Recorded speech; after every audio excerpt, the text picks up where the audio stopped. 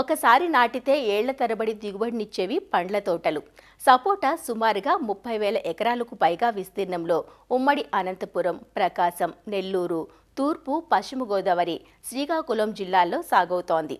నీటి ఎద్దడిని తట్టుకుని కొద్దిపాటి చౌడు ఉన్న నేలల్లో కూడా అందివచ్చే పంట కావడంతో సపోటా సాగు విస్తీర్ణం ఏటికేడాది పెరుగుతోంది. నాటిన 3 సంవత్సరాల నుంచి పంటనివ్వడం మొదలుపెట్టి 25 ఏళ్ల వరకు సపోటా నుంచి ఫలసాయం పొందే అవకాశం ఉంది. మరి సపోటాలో మేలైన రకాలు, సాగు వివరాలు తెలియజేస్తున్నారు విజయనగరం జిల్లా చీపురుపల్లి ఉద్యానవనాధికారి సిహెచ్ చంద్రశేఖరరావు. సపోటా పంట అనేది ఉత్తర కోస్తా మరియు దక్షిణ కోస్తాల్లో, అదేవిధంగా రాయలసీమలో కూడా విస్తారంగా పండే పంట. బంజరు భూముల్లోనూ, అదేవిధంగా ఈ డీపట్టా భూముల్లో కూడా, పోషకాలు తక్కువగా ఉండే భూముల్లో కూడా సమృద్ధిగా పెరిగే పంట ఇది. సపోటాని ఎక్కువగా మనము రైతులు సాగు చేయడం జరుగుతుంది. ఈ పంట ఆశించే తెగుళ్ళు, చీడపీడలు తక్కువ కాబట్టి తక్కువ పెట్టుబడితో ఎక్కువ లాభాలు ఆర్జించగలిగే పంట. మరి ఒకసారి వేసిన తర్వాత 20 సంవత్సరాలు వరకు కూడా దిగుబడినిస్తుంది కాబట్టి పెరినియల్ ఇన్కమ్ సోర్స్ గా కూడా రైతులు దీన్ని భావించి ఎక్కువగా వేయడం జరుగుతుంది. మరి సపోటాకి అనువైన వాతావరణాన్ని మనం పరిశీలించినప్పుడు ఇది ఉష్ణమండప పంట, నీటి ఎద్దడిని తట్టుకోగలదు. వర్షాధారం పంటగా కూడా ఇది అనువైంది. గాలిలో తేమ ఎక్కువగా ఉండే సముద్ర తీర ప్రాంతాల్లో దిగుబడి ఎక్కువగా ఉంటుంది. అనువైన నేలను మనం పరిశీలించినప్పుడు నీరింకి అన్ని రకాల నేలల్లో ఇది పండుతుంది. తేలిక నేలల్లో త్వరగా ఎదిగి మంచి ఫలసాయాన్ని ఇస్తుంది. ఇసుక భూములు, అధిక చౌడు ఉన్న భూములు అనుకూలం. మరి నీటి ఎద్దడిని తట్టుకునే స్వభావం అధికంగా ఉండడం వల్ల కొండ ప్రాంతాలు, లోతు తక్కువ ఉన్న నేలల్లో కూడా సాగు చేయొచ్చు. మరి దీంట్లో ముఖ్యంగా అనువైన రకాలను మనం పరిశీలించినప్పుడు క్రికెట్ బాల్ అనే రకము పండ్లు పెద్దగా ఉండి గుండ్రగా ఉంటాయి, కండ రవ్వలుగా ఉంటుంది, గింజలు అధికంగా ఉండి ఒక మోస్తరు తీపి కలిగి ఉంటుంది. అదేవిధంగా కీర్తిబత్తి అనే రకము పండ్లు ఈ అండాకారంలో ఉండి పైతోలు మందంగా ఉండి మందంగా కండ తీయగా ఉంటుంది. టిఎస్ఎస్ 24 మరియు చక్కెర 24 బ్రిక్స్ గా ఉంటుంది. అదేవిధంగా కాలిపత్తి అనే రకం ఆకులు ముదురు ఆకుపచ్చ రంగులో ఉంటాయి. మరి పండ్లు కోలగా ఉండి పరిమాణం మధ్యస్థంగా ఉంటుంది. తోలు మందంగా, కండ తీయగా, రుచిగా ఉంటుంది. నిల్వకి, రవాణాకి, ఎగుమతికి అనుకూలం. అధిక దిగుబడినిచ్చే రకం టిఎస్ఎస్ 27.7 బ్రిక్స్ గా ఉంటుంది. అదేవిధంగా ఈ పాల అనే రకం విస్తారంగా సాగు అయినప్పటికీ దిగుబడి ఎక్కువగా ఉంటుంది. పండు పరిమాణం చిన్నగా ఉండి, కోలగా ఉండి, గుత్తులుగా కాస్తుంది. తోలు పలచగా ఉండి, కండ మృదువుగా ఉండి, అధిక తీపి కలిగి ఉంటుంది. పండ్లు నిల్వకి, రవాణాకి, ఎగుమతికి అనుకూలం కాదు. మరి అదేవిధంగా పీకేఎం 3 అనేది కోస్తాంధ్ర ప్రాంతంలో సాగుకు సిఫార్సు చేయబడ్డ రకం. ఈ పండు కోలగా ఉండి, పరిమాణంలో మధ్యస్థంగా ఉండి పెద్దగా ఉంటుంది, రుచిగా ఉంటుంది. చెట్టు నిలువుగా పెరగడం వల్ల కొబ్బరి వంటి తోటల్లో అంతర పంటలుగా సాగు చేయడానికి ఇది అనుకూలం. దిగుబడి కూడా ఇది అధికంగా ఉంటుంది. ఈ పీకేఎం 1, 3 అనే 2 రకాలు కూడా మనకు కోస్తా ప్రాంతంలో నాటడానికి అనుకూలమైనవి. పీకేఎం 1 అయితే అధిక సాంద్రతలో కూడా నాటడానికి అనువైనటువంటి రకంగా మనం భావించవచ్చు. సపోటాలో అంటుమొక్కల్ని ఎంపిక చేసిన తర్వాత కొమ్మంటు పద్ధతి ద్వారా ఇది ప్రవర్ధన కాబడుతుంది.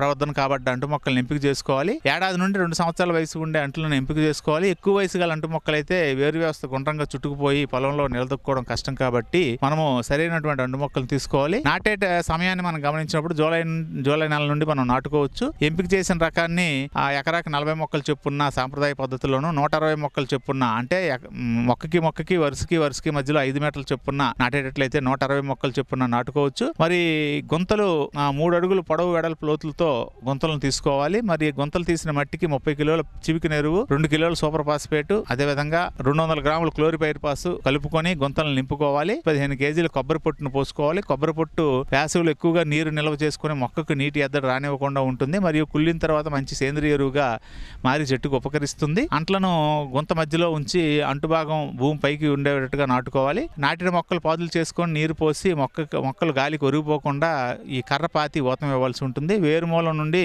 పక్కకు పెరిగే కొమ్మలను ఎప్పటికప్పుడు తొలగిస్తూ ఉండాలి. పోషక యాజమాన్యాన్ని మనం గమనించినప్పుడు మొక్కకి 1.5 మీటర్ దూరంలో పాదుల్లా చేసుకొని మనం ఎరువు వేసుకోవాల్సి ఉంటుంది. మొదటి సంవత్సరంలో నత్రజని 50 గ్రాములు, అంటే యూరియా 110 గ్రాములు, ఒక మొక్కకి సింగిల్ సూపర్ ఫాస్ఫేట్ 125 గ్రాములు, మ్యూరేట్ ఆఫ్ పొటాష్ 125 గ్రాములు చొప్పున ఒక మొక్కకి మొదటి సంవత్సరంలో ఇవ్వవలసి ఉంటుంది. నీటి యాజమాన్యాన్ని మనం గమనించినప్పుడు సపోటా మొక్కకి నీటి ఎద్దడి ఎక్కువగా తట్టుకుంటాయి. మరి మొక్కలు నాటిన 2 సంవత్సరాల వరకు అయితే వేసవిలో నీటి ఎద్దడి రాకుండా ప్రతి 15 రోజులకు ఒకసారి తడి ఇవ్వవలసి ఉంటుంది. మరి ఎదిగిన చెట్లకైతే మనకి వేసవిలో కనీసం 3 రోజులకు ఒకసారి ఇవ్వవలసి ఉంటుంది. డ్రిప్ పద్ధతిలో నీరు ఇవ్వడం వల్ల నీటి వినియోగం సమర్థవంతంగా జరగడం అనేది అవకాశం ఉంటుంది. కలుపు నివారణ, అంతర అంతర్సేద్యాన్ని మనం గమనించినప్పుడు తొలకరలో నేలను దున్ని పాదులు ఖాళీగా ఉన్న భూముల్లో పచ్చిరొట్ట పైర్లు వేసుకోవడం ద్వారా 45 రోజుల తర్వాత భూమిలో ఖాళీ దున్నడం ద్వారా భూమిలో సేంద్రియ పదార్థం పెరిగి మొక్కకు నత్రజని అవసరాలు రసాయనిక ఎరువుల ద్వారా కాకుండా సేంద్రియ పదార్థాల ఎరువుల్లో మనం ఇచ్చిన వాళ్ళం అవుతాం. సపోటాలో ప్రత్యేకంగా కొమ్మల కత్తిరింపు అవసరం లేదు, కానీ ఎదిగే మొక్కలకి 3 అడుగులు లోపు ప్రధాన కాండం మీద ఉన్న కొమ్మలను తొలగించి ఆ తర్వాత 4-5 కొమ్మలను ఉంచితే చాలు. ప్రతి సంవత్సరం ఎండిన కొమ్మల్ని, లోపల భాగంలో గుబురుగా ఉండే కొమ్మల్ని,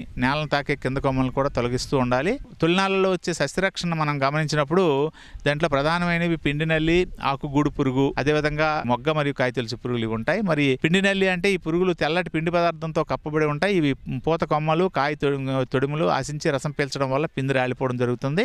ఈ పురుగులు విసర్జించే తేనె వంటి పదార్థం వల్ల కొమ్మలు, ఆకులపైన మసి పదార్థం ఏర్పడుతుంది. దీని నివారణకి ప్రొఫెనోఫాస్ 2 మిల్లీలీటర్లు 1 లీటర్ నీటికి కానీ, మలాథియాన్ 2 మిల్లీలీటర్లు 1 లీటర్ నీటికి కానీ చొప్పున పిచికారీ చేసుకోవాలి. ఆకుగూడు పురుగు ఇది రెక్కల పురుగు, బూడిద రంగులో చిన్నగా ఉండి పూత మొగ్గలపైన, లేత ఆకులపైన గుడ్లను పెడుతుంది. గొంగల పురుగు గులాబీ రంగు, గోధుమ రంగులో ఉండి లేత ఆకులను గూడుగా చేసి లోపల పదార్థాలు తినడం జరుగుతుంది. మరి ఒక్కొక్క గూడులో 3-4 పురుగులు కనిపిస్తాయి. ఈ గోళ్లలో కోశస్థ దరికి చేరుకునే పురుగు రెక్కల పురుగుగా మారుతుంది. ఈ పురుగు పూత మొగ్గల్ని, పండ్లను నాశించినప్పుడు పూత పిందెలు రాలిపోవడం జరుగుతుంది. ఇది 7వ నెల నుంచి కూడా ఇది కనిపిస్తుంది.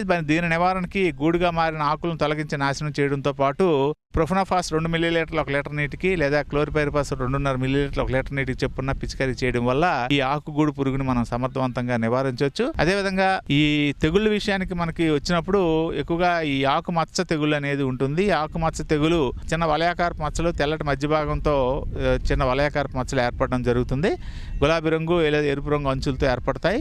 మచ్చలు ఆకులకు 2 వైపులా ఏర్పడతాయి. మచ్చలు ఎక్కువగా ఏర్పడినప్పుడు ఆకులు రాయలు దిగుబడి తగ్గిపోతుంది కాబట్టి కాపరాక్సిక్లోరైడ్ లీటర్ నీటికి 3 గ్రాములు చొప్పున కలిపి పిచికారీ చేయవలసి ఉంటుంది. మొక్క తొలినాళ్లలో ఇనుపు ధాతు లోపం గానీ అట్లాంటి కనిపించినప్పుడు ఫెర్రస్ సల్ఫేట్ 5 గ్రాములు 1 లీటర్ నీటికి, లేదా జింక్ గానీ మెగ్నీషియం లోపాలు కనిపించినప్పుడు ఫార్ములా 4 లాంటి సూక్ష్మ పోషక మిశ్రమాన్ని లీటర్ నీటికి 5 గ్రాములు చొప్పున పిచికారీ చేసుకున్నట్లయితే సూక్ష్మ లోప ధాతు సవరణ జరుగుతుంది. మరి ఈ రకమైన పద్ధతుల్ని సపోటాలో పాటించడం వల్ల తొలినాళ్లలో సపోటాని సమర్థవంతంగా తోటని నిర్వహించుకుంటూ MIDH పథకంలో దీనిపైన సబ్సిడీలు ఉన్నాయి. మీ సమీప ఉద్యాన అధికారి లేదా జిల్లా ఉద్యాన అధికారులను సంప్రదించవచ్చు.